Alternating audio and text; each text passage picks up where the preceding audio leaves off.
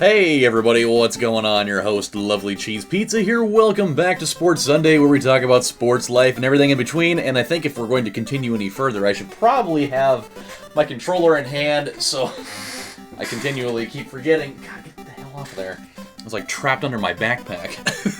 And now we're good. So, what we're going to be doing in today's episode is we're going to be playing the lovely ladies for the 8th time in our quest to keep the perfect season alive. We are like the Carolina Panthers without being as much of a douchebag, but it is not very far off because I'm kind of a douchebag sometimes. I'll be the first to admit it. I am not always just an innocent, savory young man. I have my times where douchebaggy tendencies tend to overwhelm me and it comes flying out of my pores, but I try to keep it at bay. You know, it's kind of like the Hulk. It's kind of like the other side of Dr. Banner, except for instead of turning into a green Leviathan man that could jump all the way to the moon if he felt fit, it just turns into me kind of getting a strange smirk on my face and saying really off-color things that most people would do the head raise towards the ceiling and doing a oh god type of reaction to it. That's the douchebaggy tendency that lies beneath. But, you know, I don't really have a lot of sports-related stuff to talk about tonight. It's been a really busy week for me this week. And so I've kind of slacked off a little bit on my sports-related topics. So it'll be a little bit more of a casual thing. This is just going to be kind of a relax from a long week of stuff. This is my happy place. So, you know, we're gonna roll down with it that way. But I will say really quick, just to do a quick recap of sports teams that I love dearly with all my heart. The Portland Trail Blazers let me down time after time this week, as they always do in the quest of rebuilding. That is something that most certainly happens, you know, off and on. And it's tough, man. It's tough being a fan of a basketball team that just, you know, the previous year was a 50-win team. And actually, twice in a row, actually. They were a 50-win team twice, and then they fire sale 80% of the roster, and then you're left with a team that's projected to have 27 wins, and that's probably right around where they're gonna end it. So, it's tough, man. I mean, they're definitely exciting to watch at times. And they've got, you know, a couple of great players, like Damian Lillard's obviously an all-star caliber player, and CJ McCollum is you know, an all-star in the making. Obviously, he hasn't quite reached that point yet. He doesn't have the credentials for it, but he's good. He's a good guy. Unfortunately, like, when those are the cornerstones of your franchise, it's very... And they're both guards. That's the hard part, is that you can't... Like, they don't have it, you know, the way that it was, where it was Damian Lillard and LaMarcus Aldridge, where you had one guy that was in the front court and one guy in the back court, and teams had to kind of split their defense up a little bit on them. Now it's just like, oh, you can just, you know, just swarm both the guards and then force the highly inexperienced rest of the team to beat you, and it's really, oh god, it's hard to watch sometimes, but they are fun. And it's going to be entertaining to watch them grow, but it is frustrating sometimes. And then Green Bay won today. It was not pretty. It was not pretty. They played the Raiders, and it was a good game. It was a good game. But still kind of a struggle offensively, and that's really been kind of Green Bay's thing. The sign of their season all year is that their offense has just not been the same without Jordy Nelson there, and like, everybody knows it.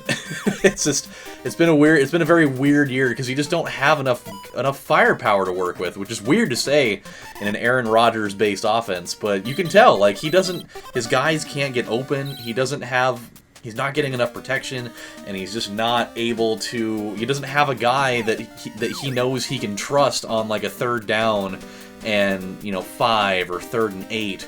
Or just a guy that you know that, you know, you can get. There's like a couple of plays in your playbook that you know are going to work every time to make a big play. He just doesn't have that, and it's hard to watch because, like, he's an MVP. He's won Super Bowls, and his team is just struggling so hard right now to manufacture offense and points, and it's It's craziness. But, yeah, they played the Raiders today, and there was, like, a few times when they were in the red zone that it was like watching the Oregon Ducks play in the red zone, which, highly infuriating, by the way. It just, like, it seems like they're so damn hapless in that area of the field. It just drives you insane. But, yeah, what do you do? Speaking of the Ducks, I actually had the opportunity on Monday, actually, to go down to Eugene and watch my very first college basketball game at Oregon's, well, quote-unquote new. It's not. It's actually a number of years. It's a few years old now, but it's the first time that I've been able to go down there and watch a college basketball game in their new-ish arena. That's gonna drop. And I'll tell you right now, that place is fucking crazy.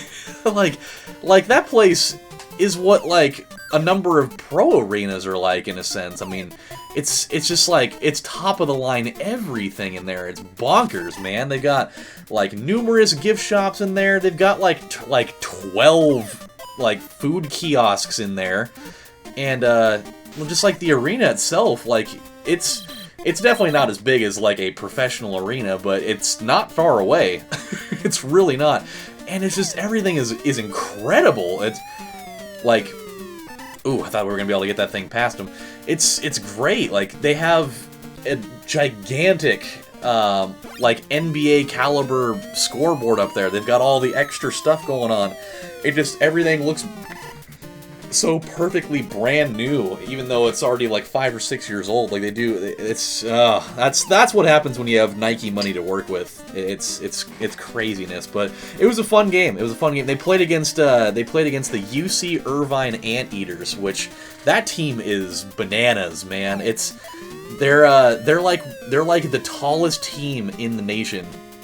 They actually set a record. I think it was like yesterday for winning a game with the tallest starting lineup of all time. It was so freaking crazy. They had let's see, their point guard was like 6'9". They had a 6'10" guy out there, another 6'10" guy, a 7'2" guy playing power forward, which would be anybody's center, and then their actual center was 7'6". It was just, oh my god.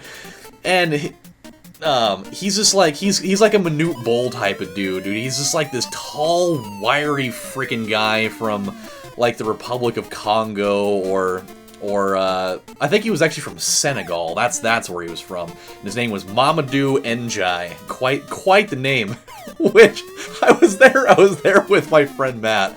And, oh boy, this is a disaster of a play. Why did the third baseman not come out for that? Whatever.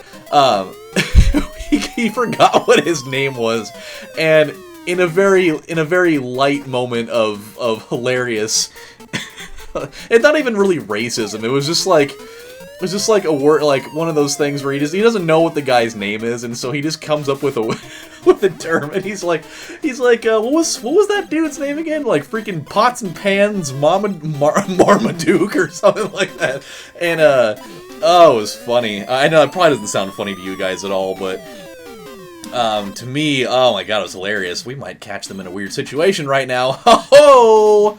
You are gonna get run down and then raped. Okay, maybe not. That's too far. You've gone above the line. You've gone above the line, Adam. You cannot go there. Rape is not okay ever.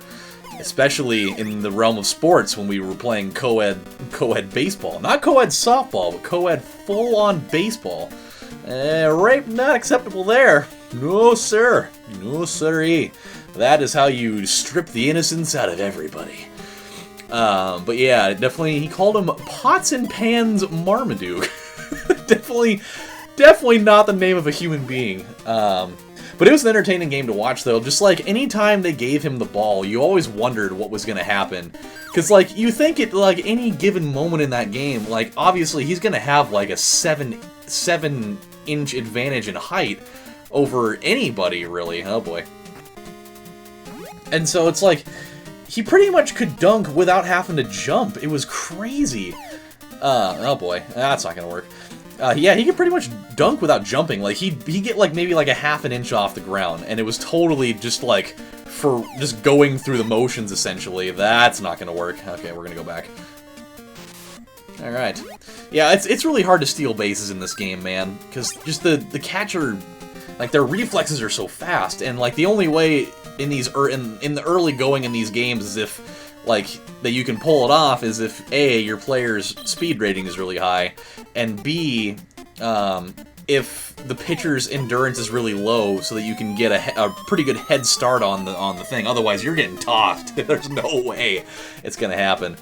But yeah, there were definitely a couple of times when they dumped the ball into him, and he just did like this spin move and just freaking threw it down. And you're just like, oh my god, how are they not doing this every time? Like, why even bother having other dudes on the floor? Just give it to that guy every single time down the thing, and you're probably going to score a lot of the time, because, I mean, obviously there's going to be, like, the shorter guys, you're going to have some athletic dudes that may block his shot every once in a while, but, I mean, if that dude actually decided to jump, nobody's going to even get close. Like, it's going to be like NBA Jam, like, jumping over the basket and freaking tomahawking the living god out of that thing. Be a nightmare. But all in all, it was definitely it was a fun ass day, man. I love college sports. I think infinitely college sports are more entertaining than pro sports. Don't get me wrong, I love pro sports.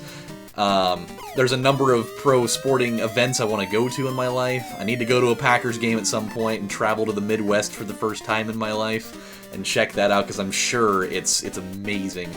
Even though they're, like, sold out for, like, 20-something years or something like that. But, I'll make it happen somehow. I don't know what type of thing I'm going to have to do in a back alley to get a ticket for this thing. But I may have to bite the bullet, you know? Sometimes you just got to do some stuff to get what you want. This is not going to go over well. Oh, God. It was close.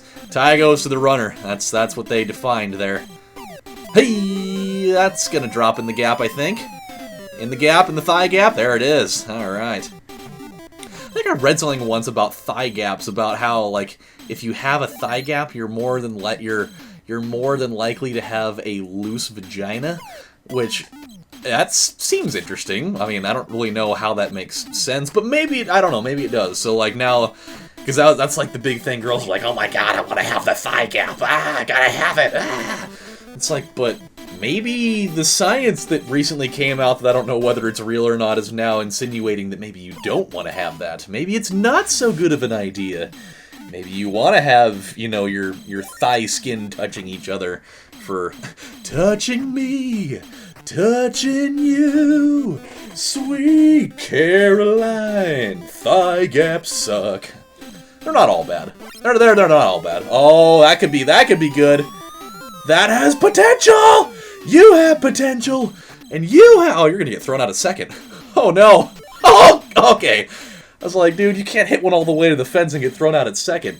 That definitely, here's a good story. This is a fantastic, like, Little League Baseball story that I think a number of people could probably relate to in one facet or another. Oh!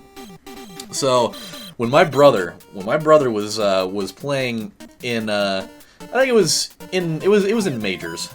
Not like the MLB, not that kind of majors, but like, you know, the level of play directly above the minor leagues.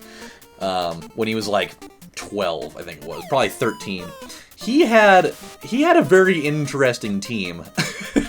he had these two guys. They were brothers, and they were these really just like morbidly obese, like could have been a stunt double as like a bowling ball, not a bowling ball, but they could have been like the industrial sized, oh boy, that was close. They could have been like the industrial sized like freaking thing that when like the stunt actors jump out of like the second floor of a building, like the big safety thing, inflatable thing that they fall onto so that they don't crush their bones into a giant's bread mix. But there were these two kids named Ruben and Cesar, and they were the least athletic dudes in the world, but they were playing. I mean, at least they were getting out and playing. I mean, I don't know whether that was something that their mom and Dad like forced him into. More than likely, I don't know. I can't speak for him there, but they were so bad. But they could hit with power. Like if they got the bat around quick enough to make contact with that, dude, that thing was gone. But one of my most fond memories, one of the only memories that I have from watching my brother play at that time, because whenever I used to be at his games, I'd be out on the playground doing whatever, because I was obviously a lot younger at that age. But I remember in one game, I think it was Ruben. Oh, that could be gone. That could be gone. That one is not gone. Oh, it was close. I'm gone yet I'm not gone. Where's Merlin when you need him? Or maybe like the guy from Angels in the Outfield, to instead of pulling the foul ball pull, you know, to the left to make it a fair ball, which I don't know how anybody wouldn't have seen that happen and be like, that's a weird act of God that shouldn't count.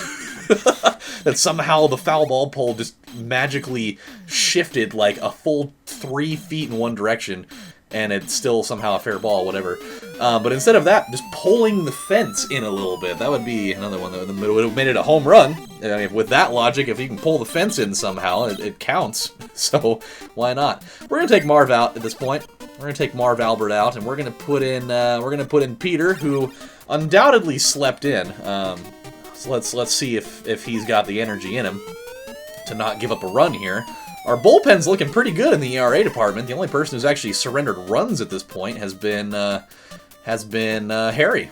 So, but we'll gradually bring his ERA down a little bit. It's not going to be out of control. But back to the story. So, but before we get to the rest of it, this legitimately happens. Like it would happen in these games.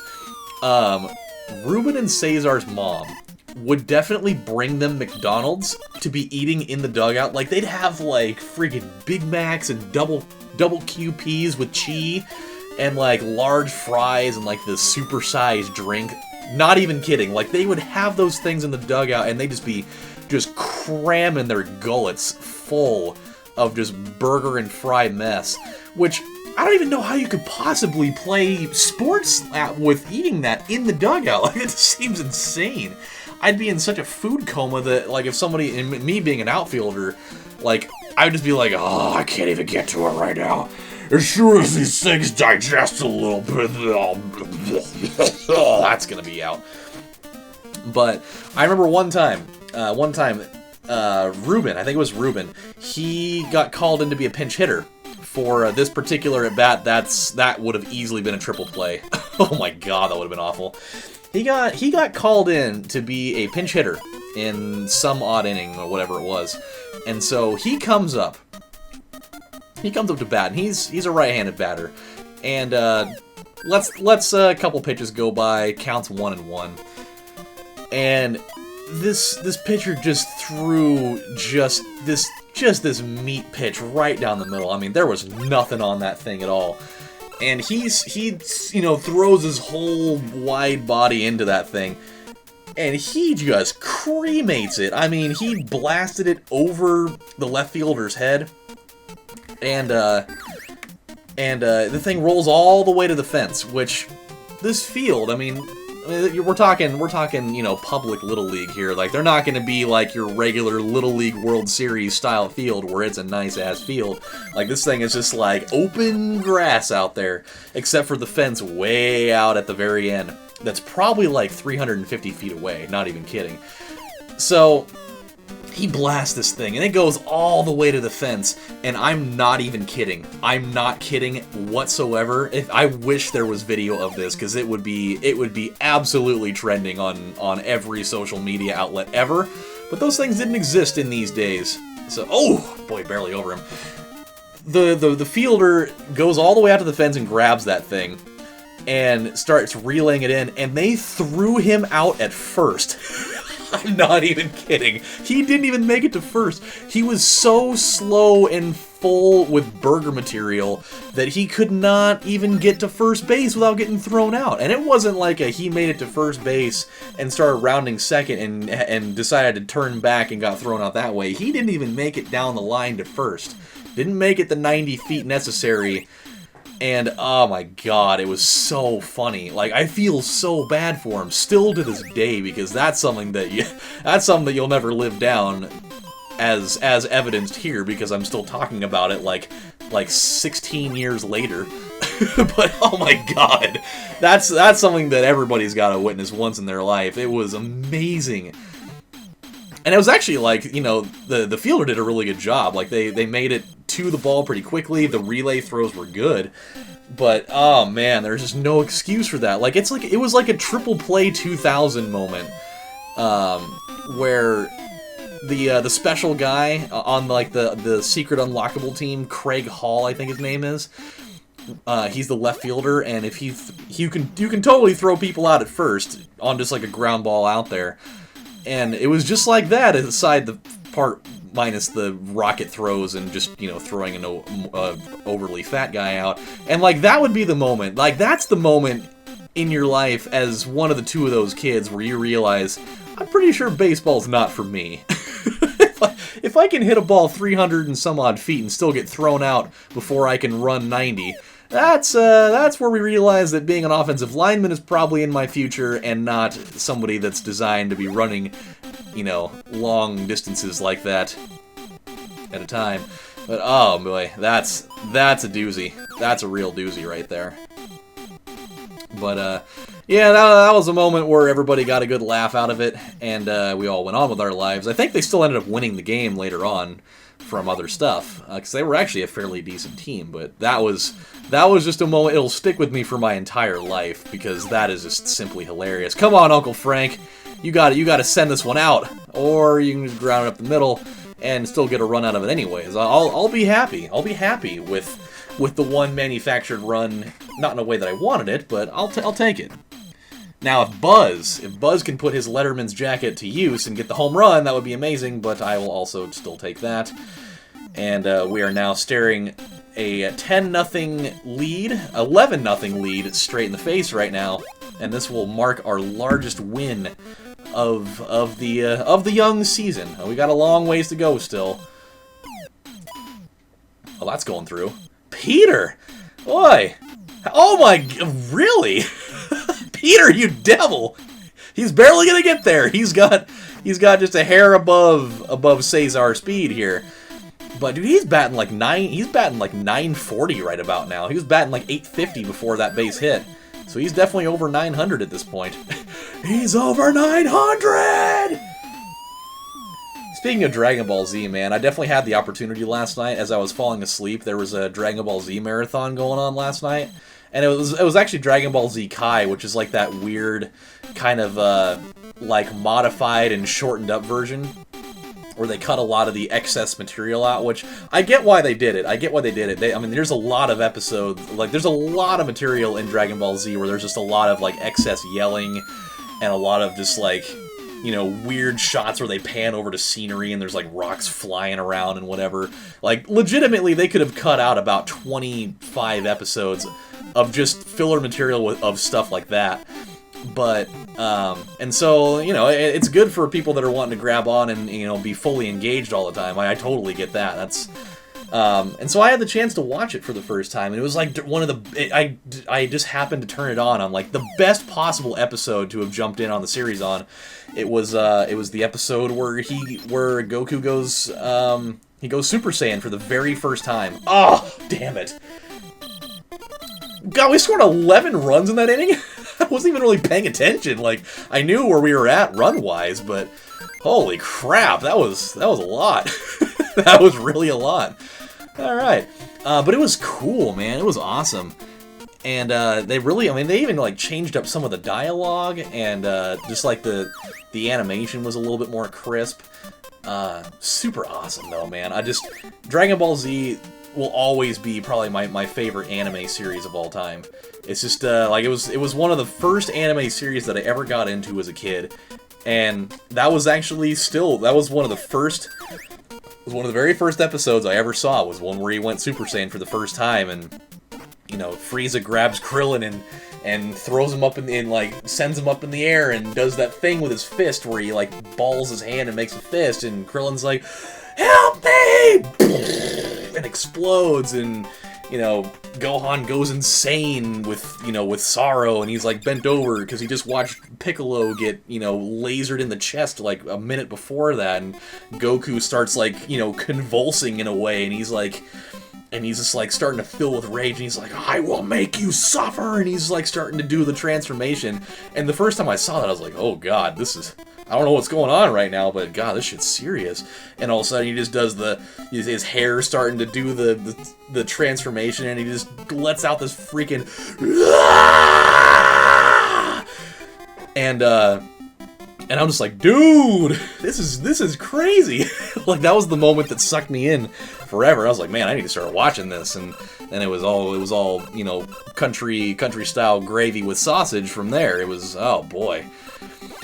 Okay, so how are we looking here? We've got some money to be throwing around. Jeff is definitely gonna get a little something there. What's up with his eyes? Did he just like, he's like on an acid trip or something? He's like, oh my god. Oh, no wonder why his running is up so high. He's like thinking that the cops are coming after him every time. Oh my god, look at that alien coming out of that banana peel. It's insane. Oh my god. He's like, I gotta get out of here. I gotta get out of here. We're gonna give him a little bit of something. It's only one, so I guess we'll throw that into batting.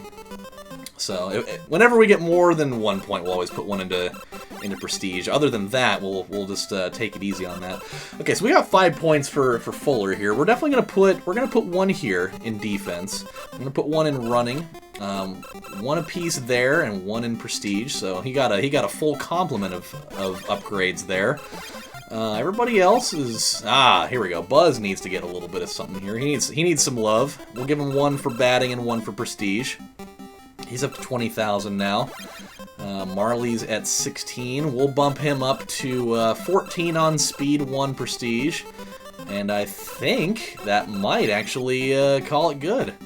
I don't really need to worry about anything else. I mean, I do want to try to get some of our backup guys, you know, these 5 here. I want to try to get them in a couple of situations at some point. I'd like to think that when I decide to do it, it'll be probably in games where or like in a situation where I'm going to switch out my pitcher, like the following inning, because whenever you substitute, you know, batter there, you have to switch pitchers, or maybe just a guy that's just having a struggle in general. I don't know. Probably in a situation with the pitcher though, because their stats are usually pretty low, like 5.70, no running, definitely nothing for AC. But that's because he's upstairs taking a bath, you know, all that. So yeah, we'll see what happens with it. But, my friends, we have run out of time for this episode, so when we come back on the next installment of Sports Sunday, we're going to go check out our 9th game against the Lovely Ladies, as that little mini-series is coming to a close. So until then, my friends, this is Lovely Cheese Pizza saying thank you guys for watching, and I will see you next time. Take care, everybody. Bye.